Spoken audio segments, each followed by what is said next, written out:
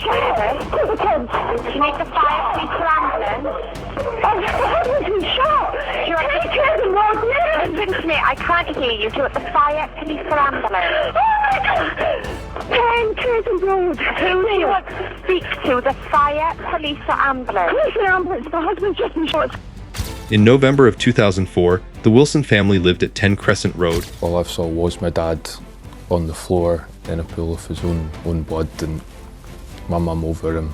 I still get the image of my dad himself in nightmares and stuff from time to time. A Victorian villa in a seaside town in the Scottish Highlands, just 16 miles east of Ennis.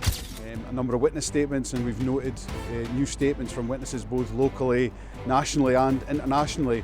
And I feel we need to expand the age of the person that we believe shot Alistair all these years ago. Alistair Wilson, a 30-year-old banker, and his wife, Veronica Ferguson, a graphic designer, were a loving couple with 2 young sons. They had been living in the area for 18 months, having relocated for a fresh start. Alistair, known for his kind and caring nature, was preparing to leave his banking job and pursue a career in environmental consultancy. The last weekend of November 2004 was an eventful one for the Wilson family. On Saturday, November 27th, Alistair invited family and friends over to their Victorian villa for a small gathering. The couple spent the day preparing for the festive season, wrapping Christmas gifts for their children, and cleaning the house in anticipation of their visitors. The air was filled with warmth as they readied themselves for a fun evening with loved ones. The following day, Sunday, November 28th, Alistair and one of his friends went trekking in the nearby woodland with their eldest children. Meanwhile, Veronica and the other mothers took the youngest children to a soft play center. After their respective outings, both families met up for lunch, enjoying each other's company until about 3:00 p.m. when the friends left. Later, Alistair and his eldest son went to the local supermarket to buy groceries for dinner. They also took a moment to dispose of some recycling and wash the family car. That evening, the Wilsons joined Veronica's father for dinner at his flat, which was located on the upper floor of their villa. After a lovely meal together, the family returned downstairs and Alistair and Veronica prepared to put their children to bed. At this point, everything seemed perfectly normal. But little did they know, the peaceful routine would soon be disrupted by a mysterious visitor, leading to an unimaginable tragedy.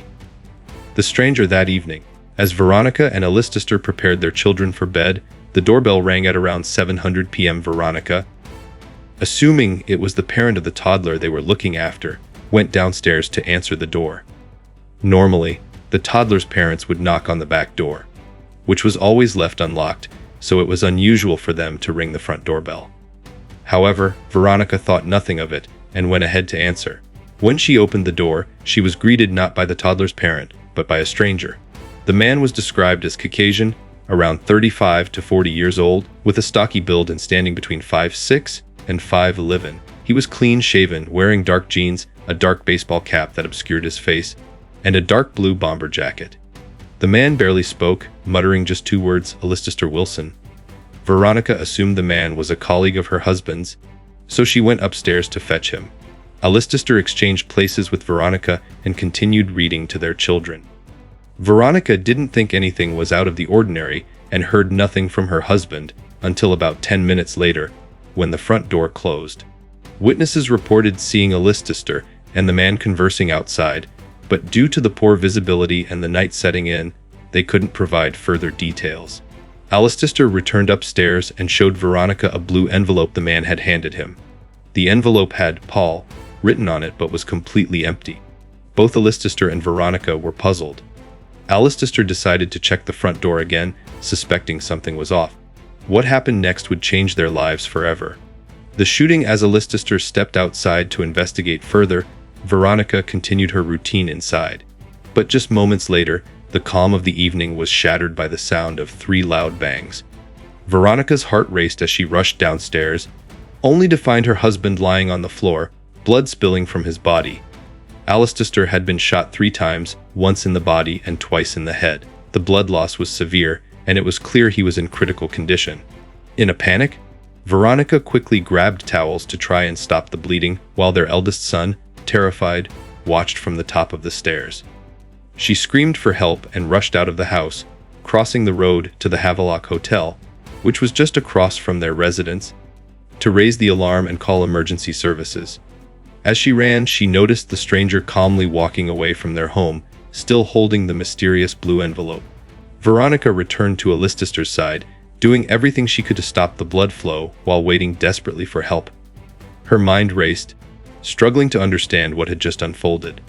Within an hour, Alistair was rushed to Rakemore Hospital in Innes, but tragically, he succumbed to his injuries before he could be saved. The attack was swift, brutal, and left no immediate answers. The family was devastated, and the questions surrounding the motive, the mysterious man, and the envelope only deepened the mystery. The police began their investigation, but the answers seemed just out of reach. The investigation following Alistair's tragic death, the investigation into the shooting began, but answers were slow to materialize. Police launched a massive effort, questioning over 14,000 people and taking statements from more than 3,500 individuals. They combed through more than 700 pieces of evidence and thoroughly reviewed CCTV footage, but despite these extensive efforts, the investigation seemed to hit dead ends at every turn. The only lead that stood out was a mysterious blue envelope that Alistair had shown Veronica before the shooting. It was addressed to Paul, but contained no contents, a bizarre detail that police couldn't easily explain. Authorities also found a rare 1920s semi-automatic pistol near a parish church, half a mile from the Wilson residence, which was linked to the crime scene. The gun had been disposed of in a drain and was traced back to an elderly man who had recently moved to a care home. While forensic tests confirmed this was the murder weapon, there was no conclusive DNA evidence to identify the killer. As the investigation dragged on, rumors started to swirl. Some suggested that Alistair might have been involved in illicit activities, possibly related to money laundering through his work at the Bank of Scotland. Others speculated that he had been mistakenly targeted due to confusion with another man of the same name who lived nearby. But despite these theories, no evidence surfaced to support any of them. The mystery surrounding the blue envelope, the unknown motive, and the killer's identity haunted the Wilson family, leaving them with more questions than answers. Alistair's death remained an open case, with the true story behind the tragic events still waiting to be uncovered.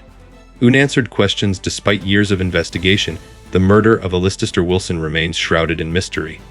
Several theories have emerged, but none have been confirmed, and the motive behind the killing is still unclear. The strange blue envelope that was handed to Alistair continues to baffle investigators and the public.